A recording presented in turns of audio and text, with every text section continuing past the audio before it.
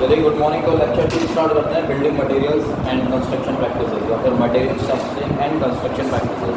This is our lecture number 2। Lecture 1 में हम discuss कर चुके थे सीमेंट के बारे में। डिफरेंट मटेरियल्स पढ़ने हैं यूनिट 1 के अंदर। सीमेंट की फिजिकल प्रॉपर्टीज़, उनकी केमिकल प्रॉपर्टीज़, उनका टेस्ट, कौन कौन से टेस्ट परफॉर्म करते हैं सीमेंट के अंदर, जैसे हमारा डिफरेंट टाइप ऑफ सीमेंट्स क्या होता है, वो सारे सब कुछ हम फर्स्ट लेक्चर में कवर कर चुके थे। तो फर्स्ट लेक्चर में मैंने जो आपको बताया था, जो सीमेंट के बारे में बताया था, types of cement we have already discussed. We have discussed various tests on cement. कुछ टेस्ट के नाम बताए थे मैंने, जैसे आपका सबसे पहले स्टैंडर्ड कंसिस्टेंसी ऑफ सीमेंट करते हैं।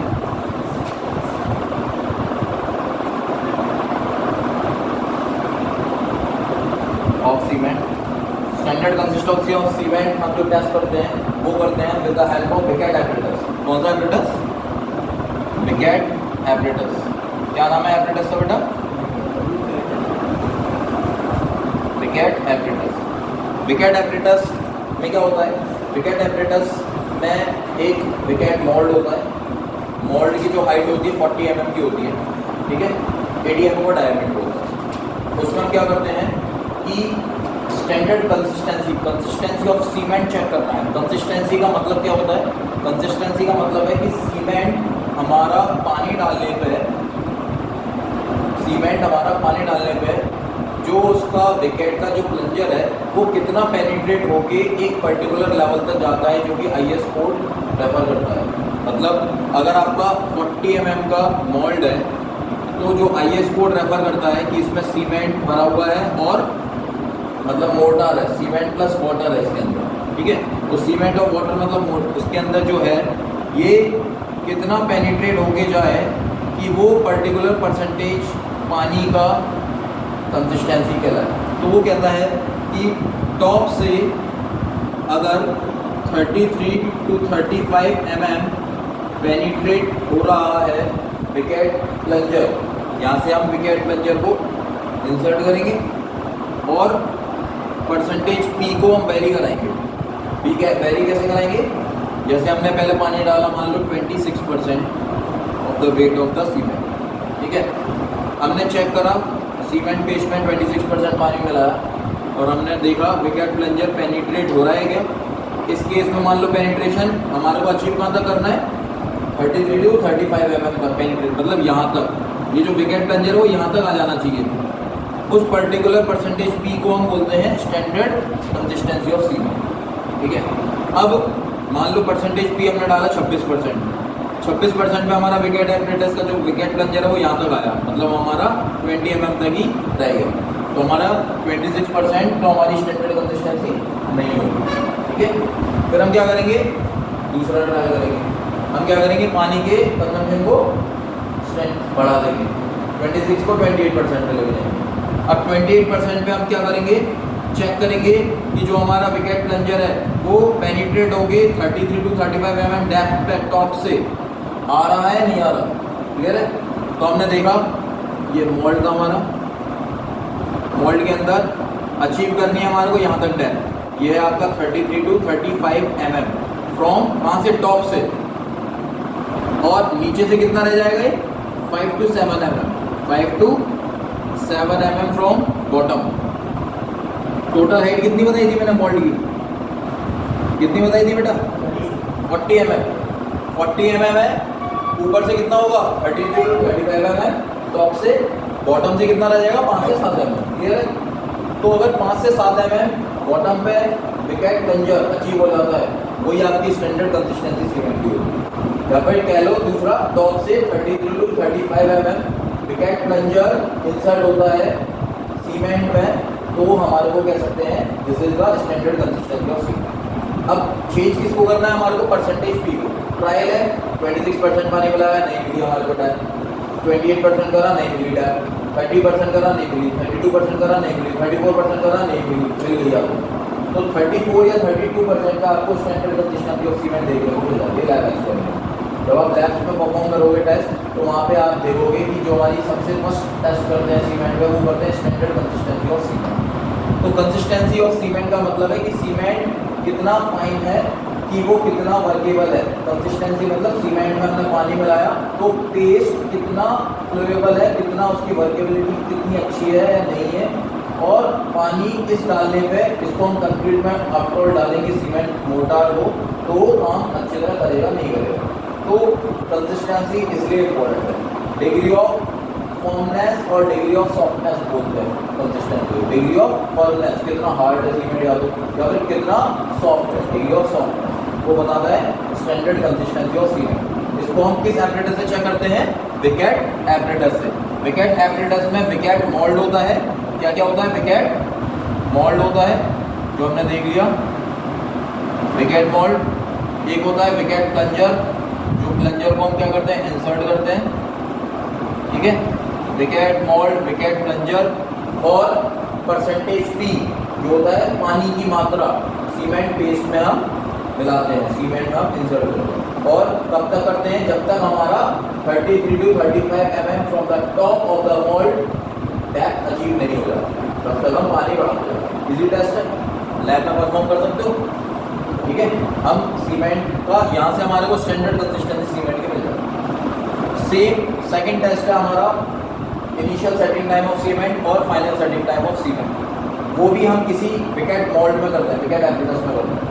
तो ऑब्जेक्टिव का क्वेश्चन है स्टैंडर्ड कंसिस्टेंसी ऑफ सीमेंट के लिए कौन सा एपरेटस यूज करते हो और इनिशियल और फाइनल सेटिंग टाइम के लिए कौन सा एपरेटस यूज करते हो। एपरेटस का नाम है विकेट एपरेटस, इसमें विकेट मोल्ड होता है।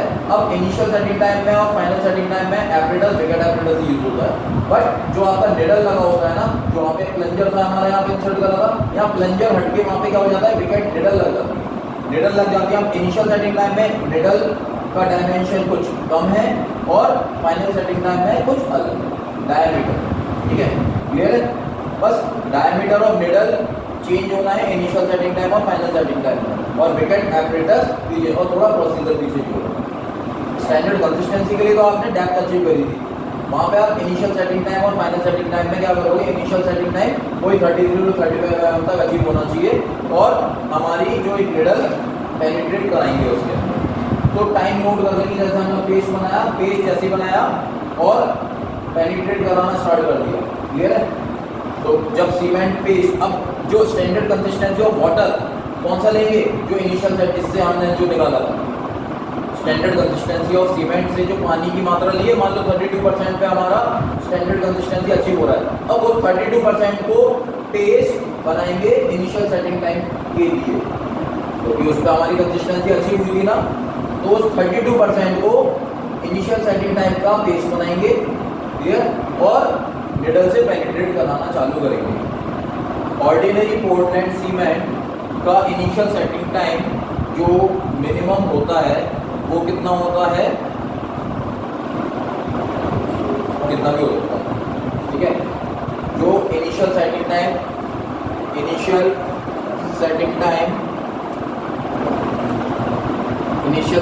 ऑफ OPC होता है हमारा 30 मिनट्स, स्टैंडर्ड 30 मिनट्स। टाइम देखेंगे ना इसके अंदर हम पेनिट्रेट कितनी देर में हो रहा है, तो मिनट्स में आएगी इसकी। तो इनिशियल सेटिंग टाइम कितना होना चाहिए? 30 मिनट्स। फाइनल सेटिंग टाइम के लिए निडल बदलेंगे, वहाँ पे हम इम्प्रेशन चेक करते हैं कि जो हमारा फाइनल निडल है उसका जो इम्प्रेशन कितने टाइम पे गायब हो जाता है या फिर पड़ता है, तो वो उसको फाइनल सेटिंग टाइम बोलते हैं। वो फाइनल सेटिंग टाइम का जो ड्यूरेशन चलता है नॉट मोर देन 10 आवर्स, 10 घंटे से ज़्यादा नहीं होता है। ये 30 मिनट से ज़्यादा इनिशियल सेटिंग टाइम नहीं होना चाहिए। नॉट मोर देन, इसको लिख दो, नॉट मोर देन 30 मिनट्स। और फाइनल सेटिंग टाइम का 10 आवर्स से ज़्यादा नहीं होता है, तो not exceeding 10 hours. In case of what? कौन सा सीमेंट के केस में? OPC, ऑर्डिनरी पोर्टलैंड सीमेंट के केस में इनिशियल सेटिंग टाइम और फाइनल सेटिंग टाइम हम निकालते हैं, तो आपको पता होना चाहिए 30 minutes for initial setting time से ज़्यादा नहीं होना चाहिए, और फाइनल सेटिंग टाइम 10 आवर्स से ज़्यादा नहीं होना चाहिए, ठीक है। क्लियर है? Initial setting time, final setting time समझ में आ गया। एक्सपेरिमेंट जो आप करोगे और नोट्स में दे दूंगा, उसमें आप सारा डायमीटर निडल का कितना है, कैसे करते हैं, वो सब कुछ मिल जाएगा। यहाँ पे आपको ये समझ में आना चाहिए एपरेटस का नाम क्या है, पेनिट्रेशन किस तरह हो रहा है और कितनी वैल्यू स्टैंडर्ड होगी, ठीक है। कंप्रेसिव स्ट्रेंथ ऑफ सीमेंट सबसे पहला टेस्ट बताओगे, दूसरा टेस्ट हो गया आपका इनिशियल सेटिंग टाइम और फाइनल सेटिंग टाइम। तीसरा टेस्ट आ गया आपका सीमेंट के ऊपर। तीसरा टेस्ट मैंने कौन सा बताया था आपको, compressive strength of cement. Cement की हमको क्या चेक करना है, compressive strength of cement. Cement की कंप्रेसिव स्ट्रेंथ किस में मेजर करते हैं, मेगा पास्कल में। मेगा पास्कल का क्या मतलब है, newton per mm square. Yes और no, 1 pascal is equal to 1 newton per metre square. तो मेगा पास्कल लगा है तो न्यूटन पर mm स्क्वायर हो जाएगा। यस और no, fluid mechanics you already studied in your 3rd semester. ठीक है, तो कंप्रेसिव स्ट्रेंथ हमेशा MPa में मेजर करते हैं।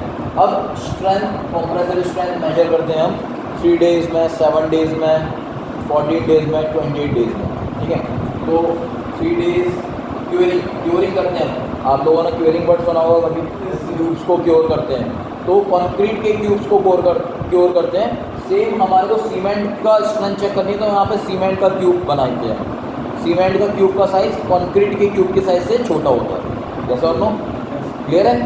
तो सीमेंट के क्यूब बनाएंगे हम और 3 डेज, 7 डेज, 28 डेज में आप स्ट्रेंथ चेक कर सकते हैं। और 3 क्यूब्स का एवरेज हमेशा लेते हैं।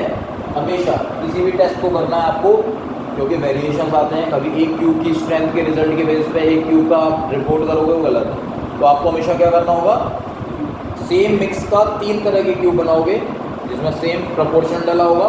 और एक क्यूब तोड़ा, उसकी स्ट्रेंथ निकाली, दूसरा क्यूब तोड़ा, उसकी स्ट्रेंथ निकाली, तीसरा क्यूब तोड़ा, उसकी स्ट्रेंथ निकाली। तीनों का एवरेज जो होगा divided by 3, that will be your compressive strength.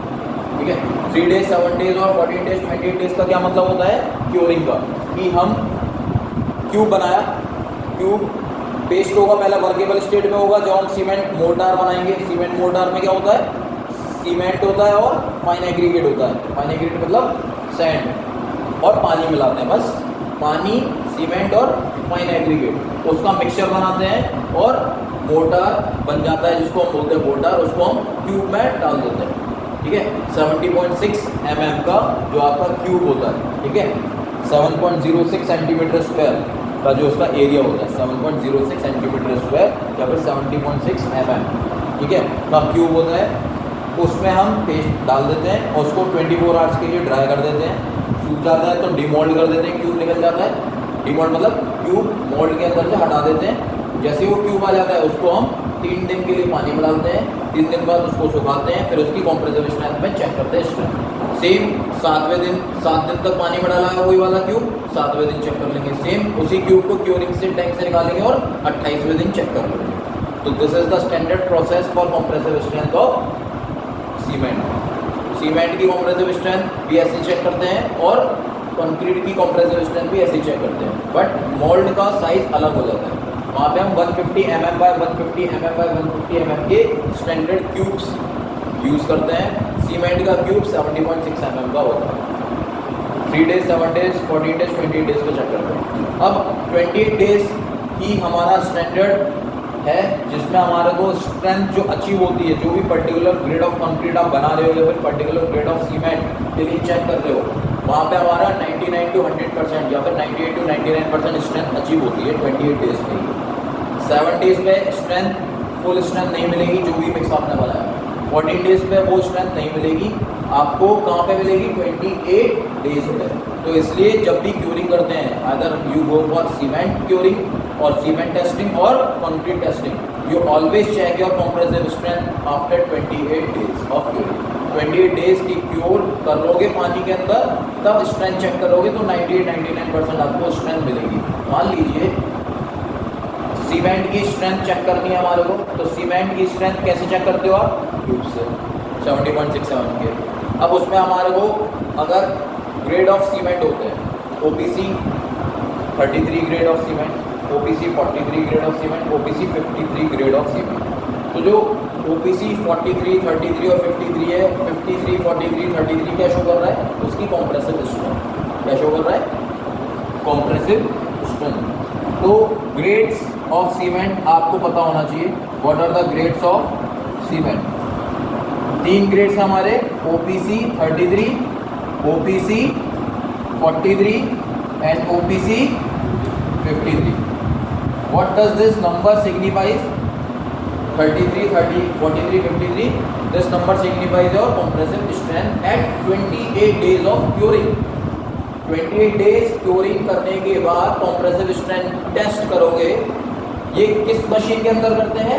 CTM machine के अंदर, कंप्रेशन टेस्टिंग मशीन के अंदर। मशीन का नाम क्या है? CTM, compression testing machine. CTM के अंदर 28 डेज पे जब आप स्ट्रेंथ ट्यूब की चेक करेंगे तो आपकी 33 न्यूटन पर mm स्क्वायर मिलनी चाहिए, 3 ट्यूब की एवरेज।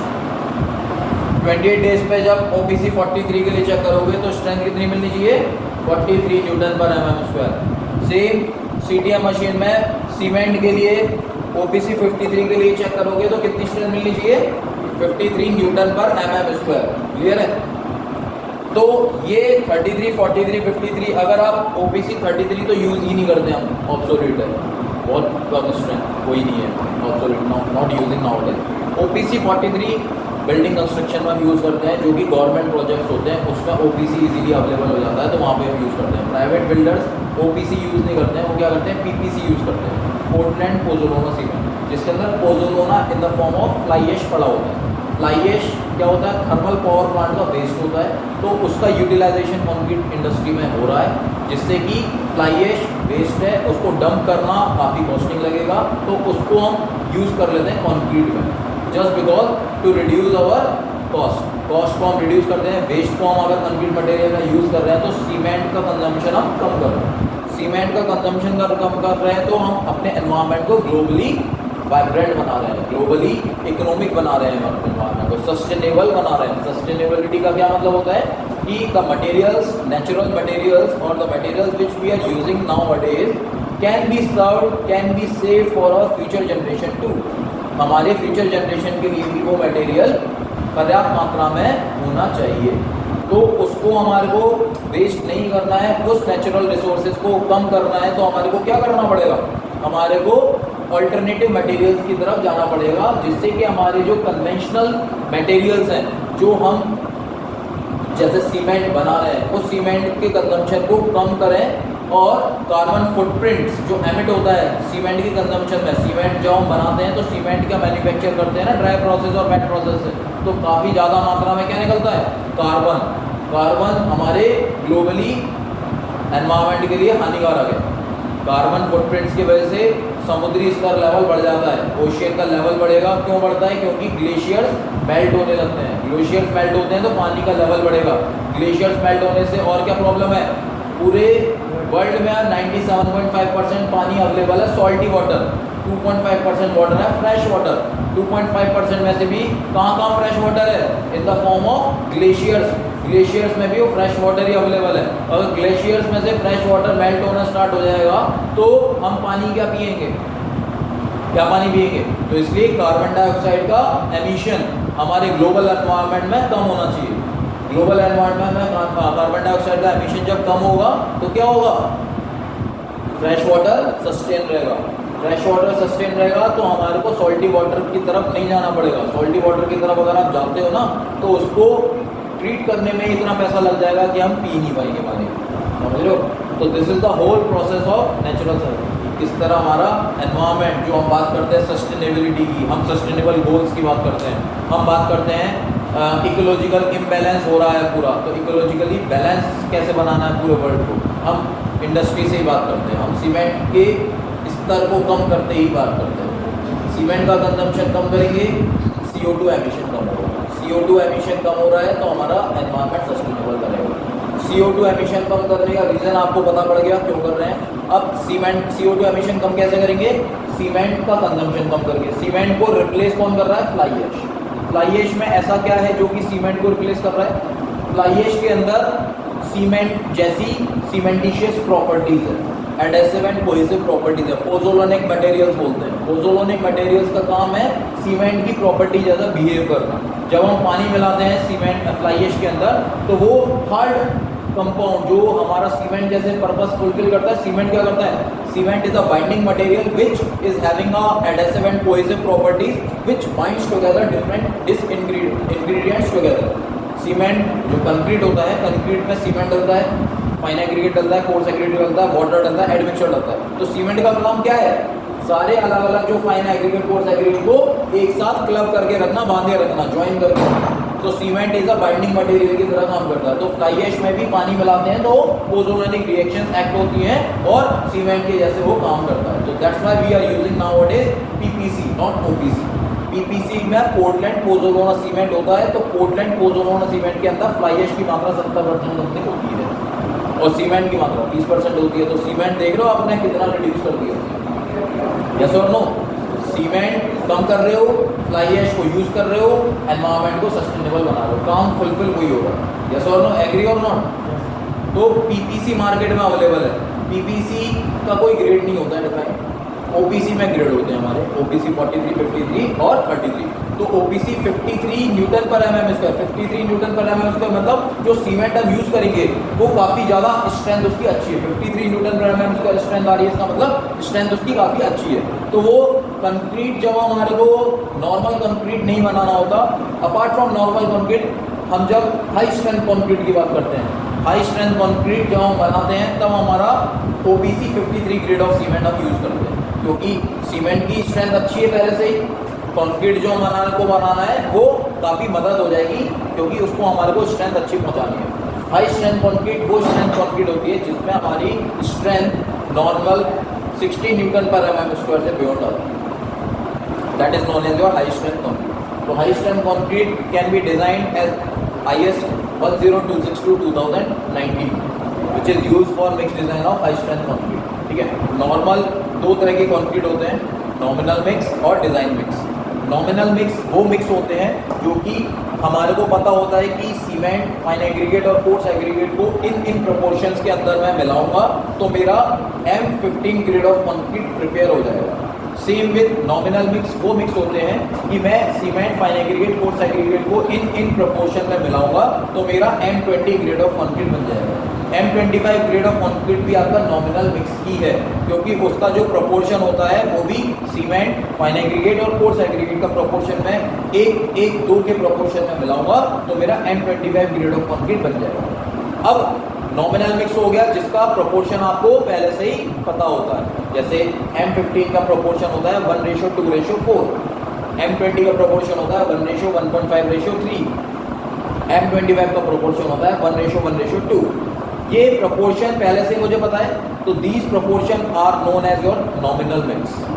नॉमिनल मिक्स वो मिक्स होता है जिसमें हमारा प्रोपोर्शन ऑलरेडी हमारे को नोन होता है, जो कि हमने स्टैंडर्ड एक्सपीरियंस बेसिस पे हमने पहले से ही ट्रायल्स कर रखे हैं। तो हमने बोला कि सीमेंट का 1 पार्ट मिलाओ, सैंड का 1.5 गुना मिलाओ और कोर्स एग्रीगेट का 3 गुना मिलाओ। इनको मिक्सिंग कर दोगे, वाटर सीमेंट रेशियो रखो, water cement ratio 0.45 generally normal concrete के लिए हम यूज़ करते हैं, 0.45 या फिर 0.5 भी लीन कंक्रीट में काम आ जाता है, 0.5 के और ऊपर यूज़ करोगे तो लीन कंक्रीट बन जाता है। तो वाटर सीमेंट रेशियो का कंजम्पशन कम जितना होगा उतनी स्ट्रेंथ आपकी ज़्यादा मिलेगी। Water cement ratio, water cement मतलब वाटर और सीमेंट का रेशियो जितना कम होगा उसकी स्ट्रेंथ ज़्यादा मिलेगी। ठीक है, तो वाटर सीमेंट रेशियो का नॉर्मल कंक्रीट में 0.45, 0.5 हम यूज़ कर रहे थे। सीमेंट, सैंड और फाइन एग्रीगेट, मतलब सैंड को हम क्या बोलते हैं? Fine aggregate. कोर्स एग्रीगेट किसको बोलते हैं? गिट्टी को, जो बोलते हैं हमारे 10 mm, 20 mm, 12 mm।